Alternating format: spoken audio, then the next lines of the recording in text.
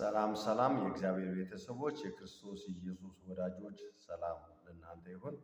ዛሬ ይዤላችሁ የቀረብኩት አንድ ቃል አለ። በሉቃስ ወንጌል ምዕራፍ 1 ከቁጥር 39 እስከ 55 ባለው ቃል ላይ እንዲህ ብዬ በጌታ በክርስቶስ ኢየሱስ ስም አነባለሁ። ማርያምን በዚያ ወራት ተነስታ ወደ ተራራማው አገር ወደ ይሁዳ ከተማ ፈጥና ወጣች። ወደ ዘካርያስም ቤት ገብታ ኤልሳቤጥን ተሳለመቻት። ኤልሳቤጥም የማርያምን ሰላምታ በሰማች ጊዜ ጽንሱ በማዕፀኗ ውስጥ ዘለለ። በኤልሳቤጥም መንፈስ ቅዱስ ሞላባት። በታላቅ ድምፅም ጮኻ እንዲህ አለች፣ አንቺ ከሴቶች መካከል የተባረክሽ ነሽ፣ የማኅፀንሽም ፍሬ የተባረከ ነው። የጌታዬ እናት ወደ እኔ ትመጣ ዘንድ እንዴት ይሆንልኛል? እነሆ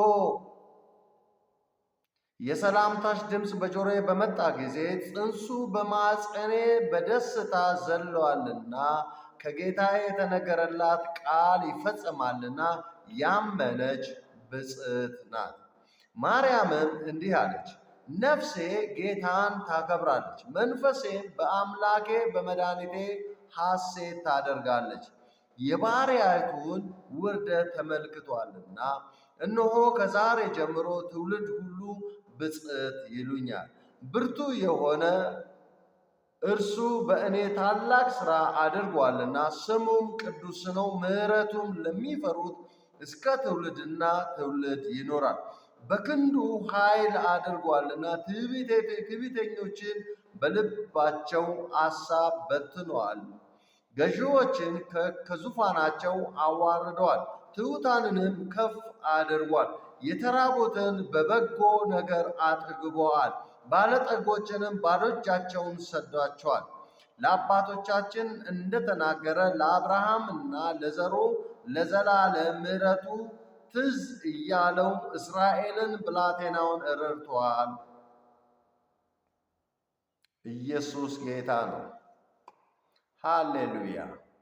እንግዲህ በዚህ ቃል ላይ እንደምንረዳው ማርያም የጌታችን የአምላካችን የኢየሱስ ክርስቶስ እናት ነች። የተመረጠች ነች። ማንም አልመረጣትም። የመረጣት ልዑል አምላካችን እግዚአብሔር ነው። በሰው ዘንድ ልትመረጥ የምትችል አይደለችም። የምትኖረው ኑሮ ያለችበት ቦታ እጅግ በጣም ከኒድል በታች ነች። ድንግል በድንግልና ትጸንሳለች፣ ወንድ ልጅም ትወልዳለች ተብሎ በኢሳይያስ እንደተጻፈ እንደተነገረ ሕዝቡ ሁሉ ሰምተዋል። አይሁዶች ሰምተዋል። እስራኤላውያን በሙሉ ሰምተዋል። ዓለማት በሙሉ ሰምተዋል። በዛች በምትኖርበት አካባቢ በእስራኤል አገር ውስጥ ብዙዎች በነገስታት ቤት ውስጥ ብዙ ደናግሎች አሉ። አምላካችን እግዚአብሔር ኢየሱስ ይወለዳል ብለው እንደሚወለድ አምነው በመንግስት ውስጥ ወይም በቤተ መንግስት ውስጥ ብዙ ድንግል ሴቶች ተቀምጠዋል። ምክንያቱም ከእኔ ልጅ ይወለዳል፣ ከእኔ ልጅ ይወለዳል፣ ከእኔ ልጅ ይወለዳል እየተባለ ሁሉ በጥንቃቄ በመጠንቀቅ ይጠባበቃሉ። እግዚአብሔር ግን ራሱ ባሰበበትና ራሱ ባለመበት አካባቢ ነው እግዚአብሔር ሊሰራ የሚችለው። እኛ ባሰብንበት አይደለም፣ እኛ ባለምንበት አይደለም፣ እኛ ይሆናል ባልንበት ቦታ ላይ እግዚአብሔር የሚሰራ አምላክ አይደለም። እግዚአብሔር የሚሰራው ራሱ ባቀደው፣ ራሱ ባሰበው፣ ራሱ ባለመው ቦታ ላይ ብቻ ነው። የእግዚአብሔር ሐሳብ ባለበት ቦታ ላይ እግዚአብሔር ይሰራል። የእግዚአብሔር ዓላማ ባለበት ቦታ ላይ እግዚአብሔር ዓላማውን ያሳካል። እነዛ ብዙ ደናግሎች ቁጭ ብሎ እየጠበቁ ባሉበት ሰዓት ይህች ሴት ግን ውሃ ልትቀዳ ወደ ወንዝ ወረደች። ውሃ ልትቀዳ ገንቦዋን ተሸክማ ውሃ መሸከሚያ ወይም ውሃ መያዣውን ወይም ውሃ መያዣውን ዕቃ ተሸክማ ወደ ወንዝ ወረደች። ወደ ወንዝ ወርዳ ውሃዋን ቀርታ ስትመለስ ግን መንገድ ላይ አንድ ነገር አጋጠማት። ከልዑል ከአምላካችን ከእግዚአብሔር የተላከ አንድ ገብርኤል የሚባል መልአክ ወደ ድንግል ማርያም ተላከ።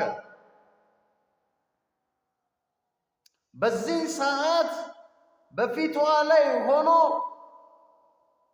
ማርያምን ሰላምታ ሰጣት።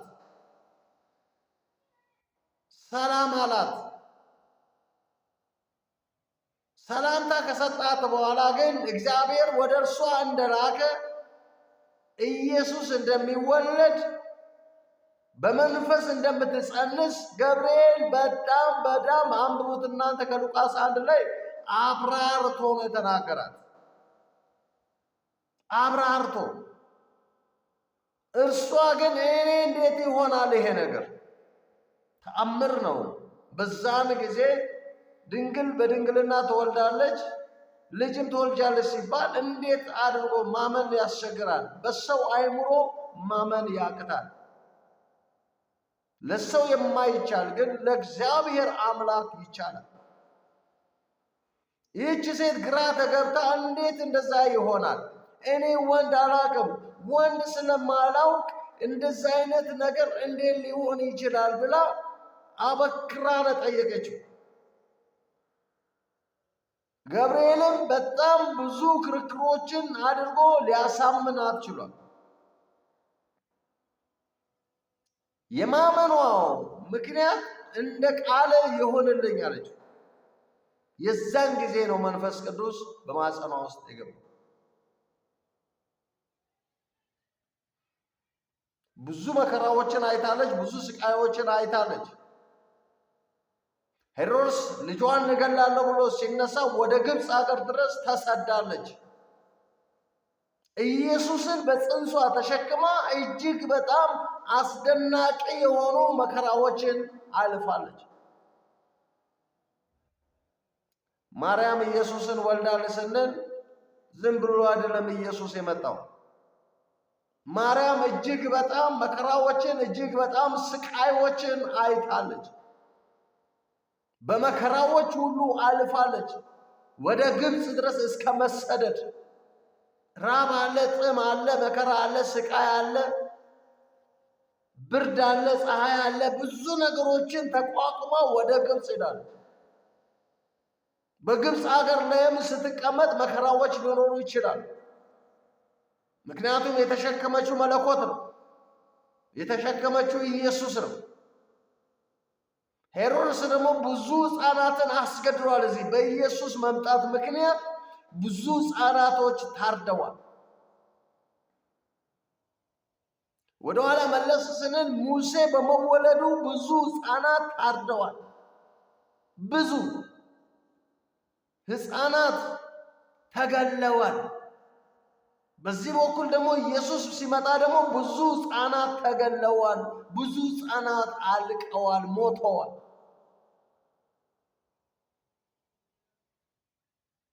ሄሮድስ ግን ከሞተ በኋላ እግዚአብሔር ለዮሴፍ ተገልጦለት ሊገለው የፈለገ ሰው እንደሞተ እግዚአብሔር በሕልም ስለተናገረው ወደ ተወለደበት ወደ ናዝሬት ተመለሰ። ሲመለስም ብዙ መከራዎች አሉ፣ ብዙ ስቃዮች አሉ። ማርያም ያየችው መከራ በጣም ብዙ ነው። ብዙ ስቃዮችን ማርያም ተሸክማለች። መከራ ተሸክማለች፣ ራብ ተሸክማለች፣ ችግር ተሸክማለች። ሰዎች እንኳን ዓይናቸውን ለአፈር እስከ ማለት ድረስ። ይህም የሚያሳየው ኢየሱስ ክርስቶስን ስትወልድ በነገስታት ቤት አይደለም የወለደችው፣ ወይም በቤተሰቧ ቤት አይደለም፣ ወይም በተሸለመበት ቦታ አይደለም። እኛ ስንወለድ በክብር ነው የተወለዱ። ቅቤው ተዘጋጅቶ፣ መኝታው ተዘጋጅቶ፣ ልብስ ተዘጋጅቶ፣ ሕክምናው ተዘጋጅቶ፣ ሁሉም ነገር ተዘጋጅቶልን አልጋ በአልጋ ሆነን የተወለድነው እያንዳንዳችን። በእያንዳንዳችን ቤት እንደ አቅማችን ገንፎ አለ፣ እንደ አቅማችን ደስታ አለ፣ እንደ አቅማችን ሁሉም ነገር አለ። አልጋ በአልጋ ሆነን የተወለድነው ብርድ እንዳይነካን ብዙ ብርድ ልብስ ለብሰን ተሸፋፍነን ተንከባክበው ንፋስ ይነካዋል ተብለን፣ ኢየሱስ ግን ይሄን ነገር አላገኘም። የተወለደው በከብቶች ግርግም ውስጥ ነው። ግርግም ውስጥ ነው የተወለደው። በዛ ቦታ ላይ ግን ራብ አለ፣ ጥም አለ፣ ብርድ አለ። ኢየሱስ ገና ከማፀን ከሙቀት ቦታ ነው የሚወጣው። የእናት ሆድ ሙቀት ነው። ሲወጣ ግን ቅዝቃዜ አለ፣ ብርድ አለ። በዛ ውስጥ ሆኖ ነው የተወለደው። አልጋ በአልጋ አልተወለደም። ሲወለድም በመከራ ነው የተወለደው፣ በችግር ነው የተወለደው። ሰዎች ዓይናቸውን ለአፈር ብለው መውለጃ ቦታ እስከ ማጣት ደርሳ በዛ ቦታ ላይ የተወለደው። በዚህ ሁሉ ውስጥ ማርያም መከራ አይታለች። ሕፃን ሲወለድ ጡት ያስፈልገዋል። ምግብ የለም እዛ ቦታ ላይ። እጅግ በጣም ችግር ነው፣ መከራ ነው የነበረው። ጡት ማጥባት አለባት። ጡት ደግሞ ወተት የሚመጣ ደግሞ ከምግብ ነው። እጅግ በጣም ኃይለኛ ቻሌንጅን ነው ያለፈችው ማርያም። ስለዚህ ማርያም እንዲህ ብላ ነው የጸለየችው። ከቁጥር 47 ላይ ነፍሴ ጌታን ታከብራለች። ኢየሱስ አምላኳ ነው። ኢየሱስ ጌታዋ ነው። ኢየሱስ ሕይወቷ ነው። ኢየሱስ ነፍሷ ነው። ኢየሱስ የሷ ሁለመናዋ ነው። ለዚህ ነው ማርያም ጌታዬ ታከብራለች አለ። ማን? ነፍሴ። ነፍሴ ጌታን ታከብራለች። ነፍሷ እግዚአብሔር አምላኳን ታከብራለች። እግዚአብሔር አምላኳን አምላክ ነው ብላ ተቀብላለች። ነፍሷ ጌታዬ፣ አምላኬ፣ ሕይወቴ፣ ዘላለሜ፣ ዘመኔ፣ ሁለመናዬ ነው አለች ማርያም። አንዳንዶቻችን እንደምናወራው አይደለም ማርያም ለኢየሱስ ያላት። ዝም ብለን እንደምንናገረው አይደለም ማርያም ለኢየሱስ ለልጇ ለመድኃኒታችን ለክርስቶስ ኢየሱስ ያላት አመለካከት። ኢየሱስ ልጇ ነው። ኢየሱስ አምላኳ ነው። ኢየሱስ ፈጣሪዋ ነው። ኢየሱስ የጌቶች ሁሉ ጌታዋ ነው። የአማልክቶች ሁሉ አምላክ እንደሆነ ታውቃለች። የነገስታት ሁሉ ንጉሥ እንደሆነ ታውቃለች። ምክንያቱም የምስራች የተናገረው ገብርኤል ነው። እኔ ገብርኤል ነኝ ብሏል። ገብርኤል ነው የተናገረው። ገብርኤል ደግሞ ሲናገር ከማን ድምፅ ሰምቶ? ከእግዚአብሔር ድምፅ ሰምቶ የምስራች ብሎን ይዞ የመጣላት የደስታ ምስራች፣ ለዓለም ቤዛ የሚያደርግ ኢየሱስ፣ ዓለምን የሚያድን ኢየሱስን፣ የዓለም ሁሉ ጌታ የሆነውን ኢየሱስን ሊያበስራት ነው የመጣው። እሷም አሜን ብላ ተቀብላለች። ለዚህ ነው ነፍሴ ጌታዋን ታከብራለች። ከዛም በኋላ እንደዚያ አለ፣ መንፈሴ በአምላኬ በመድኃኒቴ ሐሴት ታደርጋለች። መንፈሴ በአምላኬ በመድኃኒቴ ሐሴት ታደርጋለች። መንፈሳዊ ሕይወቷ በአምላኳ ማንነት የተመሰረተ፣ መንፈሷ በአምላኳ በኢየሱስ ክርስቶስ ደም ውስጥ የተዋሃደ ነው። መንፈሷ ከአምላካችን ከእግዚአብሔር መንፈስ ጋር የተገናኘ ነው፣ የተቆራኘ ነው፣ አንድ ነው። ኢየሱስ ክርስቶስ እናቴ ብሎ ነው የሚጠራት። ምክንያቱም ማርያም ለኢየሱስ እናት ነች። ማርያም ኢየሱስ ደግሞ አምላኳን። ምክንያቱም የመጣው ስጋ ለብሶ ነው። ስጋ ነው በውስጧ ጋር ያዋሃደው። ምክንያቱም መለኮት እግዚአብሔር ቢወርድ እኛ ልናየው አንችልም። እኔን ያየ በሕይወት አይኖርም ብሏል እግዚአብሔር። እንዲሁ ቢወርድ እንዲሁ መለኮቱን ይዞ ወደ ምድር ቢወርድ ምድር ትቀልጣለች፣ ምድር ትጠፋለች፣ የሰው ልጅም በሕይወት አይኖርም። ለዚህ እግዚአብሔር ያንን ያለውን ኃይል በስጋ ውስጥ አፍኖ ወደኛ መጣ። ስጋ ውስጥ ነው ያለው እግዚአብሔር። በስጋ ውስጥ ሆኖ ወደኛ ሲመጣ እኛ ልንዳስሰው እንችላለን፣ እኛ ልነካካው እንችላለን። ለዚህ ነው ዮሐንስ እኛ ያየነውን የዳሰስነውን የሰማነውን እርሱን እንሰብካለን። የዳሰሱት ይህንን ስጋ ነው። ኢየሱስ ክርስቶስ ስጋ ለብሶ ስለመጣ፣ ወልድ ስጋ ለብሶ ስለመጣ ማርያምም መንፈሴ አምላኬ መድኃኒቴን ሐሴት ታደርጋለች ካለች በኋላ የባሕርያቱ ውርደት ተመልክቷልና። በዚያን ዘመን ሴቶቹ ልጅ ለመውለድ እንጂ ለሌላ ጥቅም እንዲውሉ አይታወቅም። የተዋረዱ ናቸው። ክብር የላቸው፣ ከፍታ የላቸው። ሁል ጊዜ ዝቅታ ነው። ሁል ጊዜ እንደተረገጡ ነው። ሁል ጊዜ እንደተዋረዱ ነው። ስለዚህ ኢየሱስ ክርስቶስ ከማርያም ከተወለደ በኋላ ማርያም ምን አለች?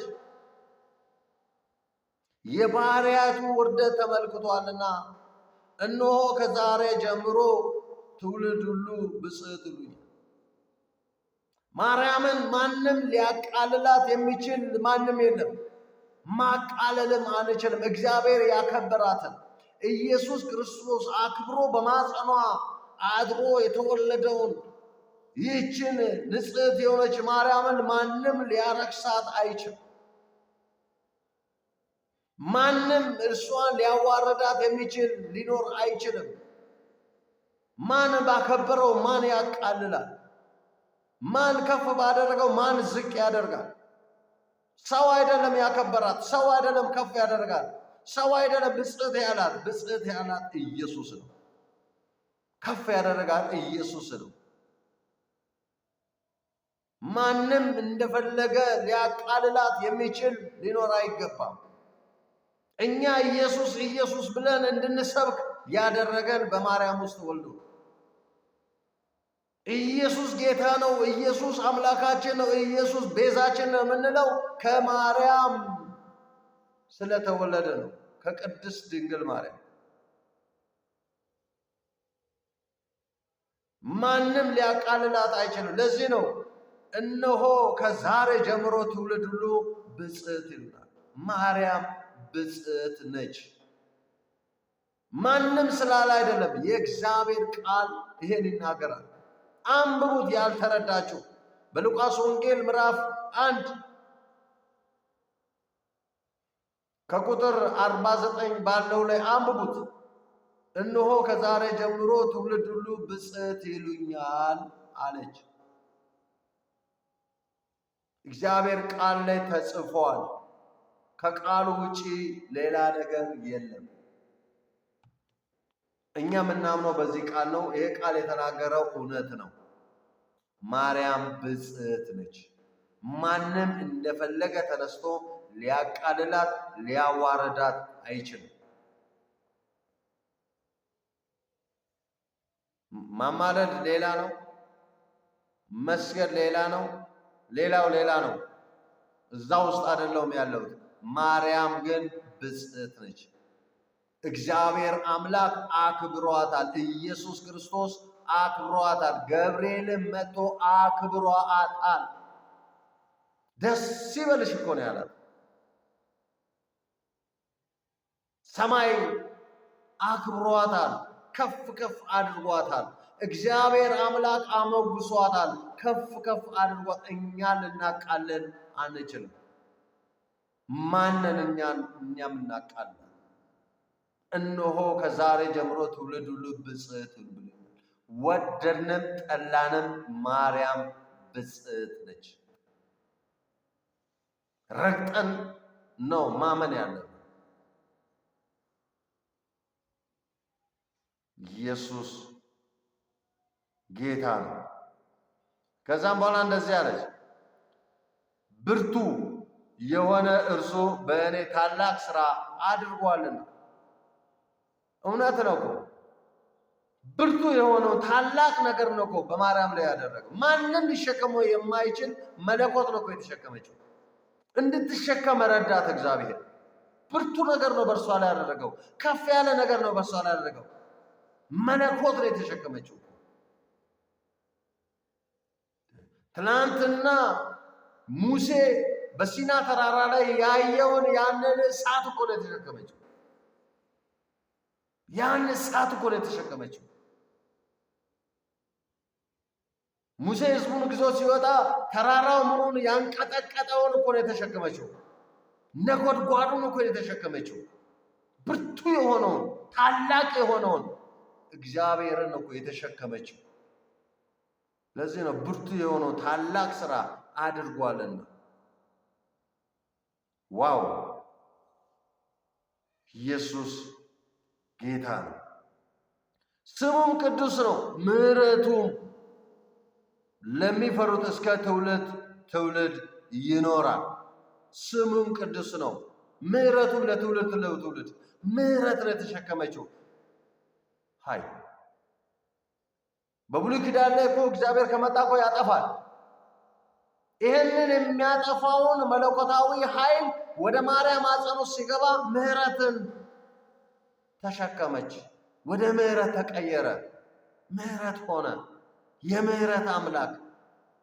ዘመን ከዘመን ኃጢአት እየሰራን ስናልፍ እኮ እግዚአብሔር ይቅር እያለን ነው። ዛሬ እኮ እያንዳንዳችን የምንሰራው ኃጢአት እኮ ከባድ ነው። ግን ምን ስላለ? ምሕረት። ምሕረት ማለት ኢየሱስ ነው። ምሕረት ተሸክማለን። የምሕረት አምላክ ነው እግዚአብሔር። ኢየሱስ ጌታ። በክንዱ ኃይሉን አድርጓት። ትዕቢተኞችን በልባቸው ሐሳብ በትነዋል። ገዢዎችን ከዙፋናቸው አዋርደዋል። ራሱን ከፍ ከፍ ሲያደርጉ የነበሩ ተዋርደዋል። በዘመኑ ራሳቸውን ከፍ ከፍ እኛ የዚህ መጽሐፍ ቅዱሳዊ አመራሮችን እናውቃለን፣ እኛ እንደፈለግ ነው የምናደርገው ምናምን ብሎ ራሳቸውን ከፍ ከፍ አድርገው ዝቅ ያሉትን ሲቀጠቅጡ የነበሩ ዝቅ ያሉት ከፍ አሉ። ከፍ ነን ያሉት ደግሞ ወረታች ወረዱ። ለዚህ ነው ራሱን ከፍ ከፍ የሚያደርግ ዝቅ ይላል፣ ራሱን ዝቅ የሚያደርግ ደግሞ ከፍ ይላል ይላል የእግዚአብሔር ቃል። ስለዚህ ራሳችንን ከፍ ማድረግ ሳይሆን ራሳችንን ዝቅ ልናደርግ ይገባል። አገልጋይ ሁል ጊዜ ራሱን ታች ነው ማድረግ አለበት። ዝቅ አገልጋይ ዝቅ ብሎ ነው። ኢየሱስ አምላክ ሆኖ ሳለ አገልጋይ ሆኖ ሳለ መምህር ሆኖ ሳለ የነ ጴጥሮስን እግር ማጠብ አይደለም ጫም መንካት የማይቻለው አምላክ ሆኖ ሳለ የነ ጴጥሮስን እግር ግን አጠበ። አምላክ ነው ግን ዝቅ አለ። ኢየሱስ ጌታ ነው። መምህር ነው ግን ዝቅ አለ። ሃሌሉያ። ትሑታኑንም ከፍ ከፍ አድርገዋል። የተራቡትን በበጎ ነገር አጥግበዋል። ባለጠጎችን ግን ባዶ እጃቸውን ሰደዳቸው። ባለጠጋ ነን የሚሉ እውቀት አለኝ፣ አቅም አለኝ፣ ሁሉ ነገር አለኝ የሚሉ እነሱ ተባረዋል።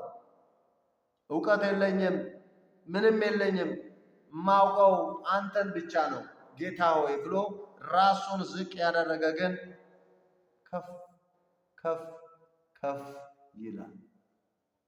በእግዚአብሔር ዘንድም ሞገስን ያገኛል። ለአባቶቻችን እንደተናገረ ለአብርሃምና ለዘሩ ለዘላለም ምሕረቱ ትዝ እያለው እስራኤልን ብላቴናውን ረድቷል። ዛሬ እግዚአብሔር ይረዳናል። ራሳችንን ዝቅ ካደረግን እግዚአብሔር ከኛ ጋር ነው። ራሱን ከፍ የሚያደርገን እግዚአብሔር የለውም። ምክንያቱም ከፍ ብሏላ። ከማንም በላይ ነው ካለ እግዚአብሔር የለም፣ ባዶ ነው። ያ ሰው ቀፎ ነው፣ ምንም የለውም። ቢኖረው እንኳን እውቀት ቢኖረው ምንም ቢኖረው የለውም፣ ባዶ ነው። ምክንያቱም ኢየሱስ የለም። ሃሌሉያ። ስለዚህ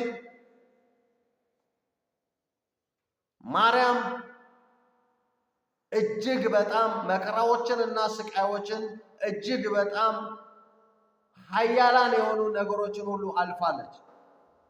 ያለፈችው ኢየሱስ ክርስቶስ ከእሷ ጋር ሆኖ።